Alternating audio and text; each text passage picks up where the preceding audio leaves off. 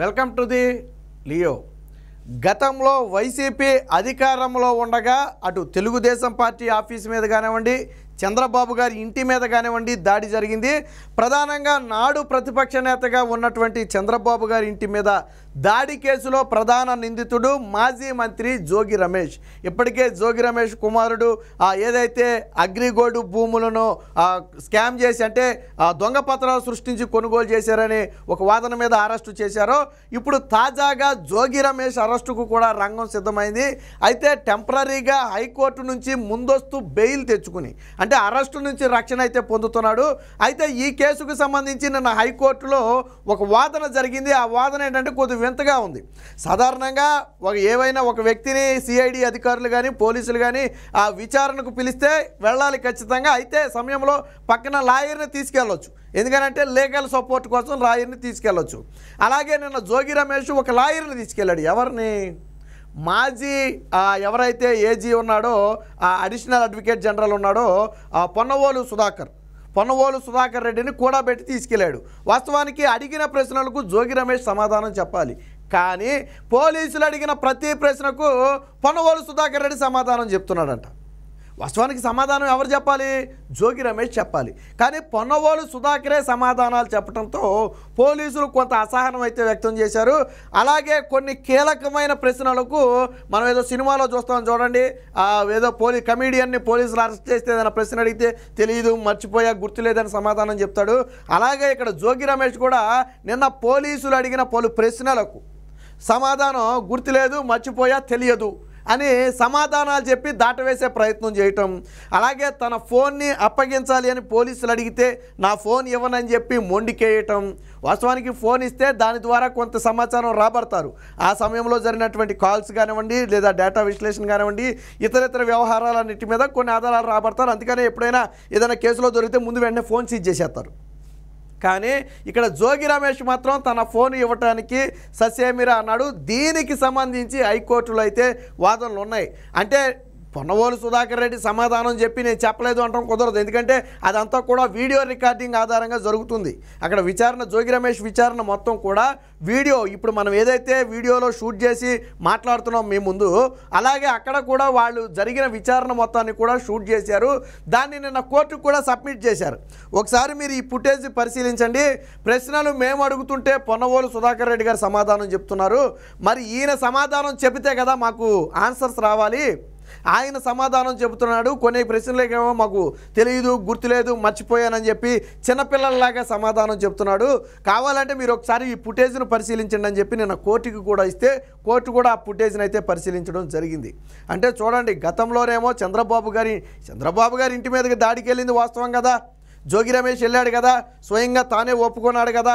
దానికి జగన్మోహన్ రెడ్డి కూడా ఏమన్నాడు గతంలో పార్టీ ఆఫీస్ మీద దాడి జరిగినప్పుడు, నన్ను ఏదైనా ఒక మాట అంటే మా నాయకులకి కార్యకర్తలకి ఆవేశం వస్తుంది, మరి వచ్చినప్పుడు ఎక్కడెక్కడైనా చిన్న చిన్న దాడులు జరుగుతాయి, వాళ్ళకి ఆవేశం వస్తే ఎక్కడైనా వాళ్ళ ఆవేశాన్ని ప్రదర్శిస్తారు అని చెప్పి మాట్లాడాడు.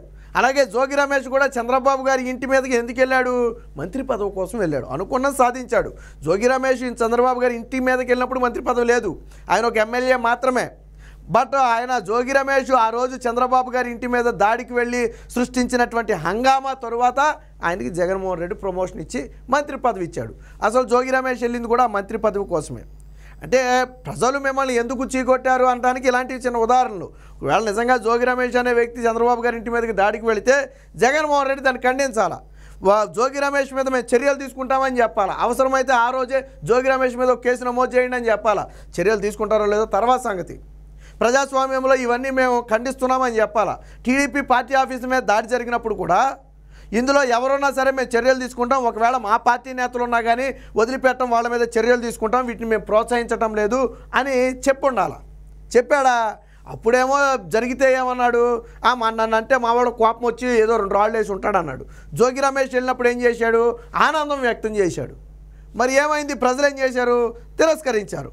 సో ఇప్పుడు కర్మగాలి ఆ కేసును లాగితే బయటికి ఆ రోజు కేసును నీరుగార్చారు. కానీ కూటమి ప్రభుత్వం వచ్చిన వెంటనే దీనిలో దాదాపుగా 20 మందినో 30 మందినో ఆల్రెడీ ఆ చంద్రబాబు గారి ఇంటి మీద కానివ్వండి, అటు పార్టీ ఆఫీస్ మీద కానివ్వండి దాడికి సంబంధించి అరెస్టు చేస్తే చాలామంది అజ్ఞాతంలో గెలిపారు. కొంతమంది రాష్ట్రం వదిలి పారిపోయారు, ప్రస్తుతానికి లేరు. ఈ కేసులో దాదాపుగా 100 మందికి పైగా ఇంకా ఐడెంటిఫై చేయాల్సి ఉంది. వాళ్ళంతా ఇక్కడ లేరు. ఎప్పుడైతే కూటమి ప్రభుత్వం వచ్చిందో దాదాపుగా వాళ్ళు తట్టాబుట్టా సర్దేశారు. అయితే జోగి రమేష్ అలా తట్టాబుట్టా సర్దలేడు కాబట్టి దొరికిపోయాడు. అయితే వీళ్ళు అరెస్టు చేసిన వారి వాంగ్మూలం ఆధారంగా కూడా నాడు జోగి రమేషే రెచ్చగొట్టి తీసుకువెళ్ళాడు అనేది అరెస్ట్ అయిన వాళ్ళు చెప్పినటువంటి ప్రధాన వాంగ్మూలం. సో దాని ఆధారంగానే జోగి రమేష్ని అరెస్ట్ చేయాలని చూస్తే హైకోర్టుకి వెళ్ళి ముందస్తు బెయిల్ తెచ్చుకున్నాడు. దాంతో ఏంటి అరెస్ట్ అనేది సాధ్యం పడలేదు. అది ఈ శుక్రవారం వరకు కూడా కోర్టు అయితే పొడిగించడం జరిగింది. బట్ పోలీసులు ఏమంటారు, ఇలాంటి సమయంలో బెయిల్ ఇస్తే విచారణ నీరుగారిపోయే ప్రమాదం ఉంది, సాక్షులు ప్రభావితమయ్యే అవకాశం ఉంది. పైగా మాకు జోగి రమేష్ సహకరించట్లా, 3 సార్లు 4 సార్లు నోటీసులు ఇచ్చారంట రమ్మని పోలీసులు. ఒక్కసారి మాత్రమే వెళ్ళాడు జోగి రమేష్, మిగిలిన సార్లు వెళ్ళా. అయితే మళ్ళీ మేము నోటీసులు ఇస్తాం, ఎందుకంటే మాకు సమాధానాలు చెప్పలేదు కాబట్టి మేము మళ్ళీ నోటీసులు ఇచ్చి జోగి రమేష్ని పిలుస్తామని చెప్పి పోలీసులు అయితే చెప్తున్నారు. దీనికి సంబంధించిన వార్త కూడా వచ్చింది, ఒకసారి చూద్దాం. సో ఇక్కడ చూడండి, జోగి ప్రశ్నలకు పొన్నవోలు సమాధానాలు. న్యాయవాది సిద్ధార్థ్ లోద్రా ఎవరైతే ఈ కేసులో ఉన్నారో ప్రభుత్వం తరపున సిద్ధార్థ్ లోద్రా అయితే వాదనలు వినిపిస్తున్నారు. చంద్రబాబు ఇంటిపై దాడి కేసుకు సంబంధించి విచారణ సమయంలో మాజీ మంత్రి జోగి రమేష్ అడిగిన ప్రశ్నలకు సీనియర్ న్యాయవాది సుధాకర్ రెడ్డి సమాధానాలు ఇస్తున్నారని సీనియర్ న్యాయవాది సిద్ధార్థ్ లోద్రా హైకోర్టులో వాదనలు వినిపించారు. అందుకు సంబంధించిన వీడియోను కూడా కోర్టు ముందును ఉంచామని దాన్ని పరిశీలించాలని ఆయన కోరారు. విచారణకు హాజరు కావాలని 3 నోటీసులు ఇస్తే ఒక్కదానికి మాత్రమే స్పందించారని చెప్పి నిన్న హైకోర్టులో అయితే చెప్పడం అయితే జరిగింది. సో దీని మీద నిన్న వాదోపవాదాలు అయితే జరిగాయి. అయితే ప్రధానంగా జోగి రమేష్ మాట్లాడాల్సిన వాస్తవానికి కోర్టులు ఒప్పుకో, ఎవరైతే నిందితుడిగా ఉన్నాడో లేదా ఎవరైతే బాధితుడిగా ఉన్నారో ఆ వ్యక్తులు మాట్లాడాలి. న్యాయవాది అనేది పక్కన ఓన్లీ సపోర్ట్ కోసం మాత్రమే, లీగల్ సపోర్ట్ కోసం. అలాగే వారి మీద ఎటువంటి ఒత్తిడి లేకుండా ఎటువంటి ఈ పోలీసులు ఒక రకంగా ఏంటంటే ఒక టైంలో పోలీసులు ఎలా వ్యవహరిస్తారు మనకు తెలుసు. సో అలాంటివి ఉండకుండా ఉండటం కోసమే న్యాయవాది, ఒక రకంగా ఏంటంటే ధైర్యం. కానీ ప్రశ్నలకు సమాధానం వాళ్ళే చెప్పాలా. కానీ ఇక్కడ రివర్స్లో ప్రశ్నలన్నిటికీ పొన్నవోలు సుధాకర్ రెడ్డి చెప్తున్నాడు. మరి ఈ కేసులో ఆయన కూడా ఇన్వాల్వ్ చేయాలేమో అలాంటప్పుడు మరి, ఎందుకంటే అడిగింది వాళ్ళనే, దాడి చేసింది వాళ్ళు, అన్ని ప్రశ్నలకు నువ్వు సమాధానం చెప్తే వాళ్ళు అడిగి. అది కోర్టు కాదు కదా. కోర్టు అనుకో మన తరపున లాయర్ మాట్లాడతాడు, మనం మాట్లాడం. కానీ ఇది కోర్టు కాదు కదా. పోలీసులు అడిగిన ప్రశ్నకు ఎవరైతే ఈ విచారణ ఎదుర్కొన్నారో వాళ్ళే సమాధానం చెప్పాలి. కానీ ఇక్కడ రివర్స్లో అయింది మొత్తం. సో దీనికి సంబంధించి అందుకనే వీడియోను ఒకటి కోర్టుకు సమర్పించి ఆ కోర్టును ఒకసారి పరిశీలించమన్నారు. రేపు కోర్టు ఆదేశాలు ఇవ్వచ్చు. ప్రశ్నలకు పొన్నవోలు సుధాకర్ రెడ్డి ఎట్టి పరిస్థితుల్లో సమాధానాలు ఇవ్వకూడదు, జోగి రమేష్ మాత్రమే సమాధానం ఇవ్వాలి, పొన్నవోలు సుధాకర్ రెడ్డి ఆ సమాధానాలు ఇస్తే చెల్లదు అని చెప్పి కోర్టు రేపొద్దున ఆదేశాలు ఇచ్చినా ఆశ్చర్యపోవాల్సిన అవసరం లేదు. సో తెలియదు, గుర్తులేదు, విచారణకు రావాలని 3 నోటీసులు ఇస్తే ఒక్కదానికే స్పందించారు. వైఎస్ఆర్సీపీ ప్రభుత్వ హయాంలో అప్పుడు అధికార దుర్వినియోగం చేశారన్నారు.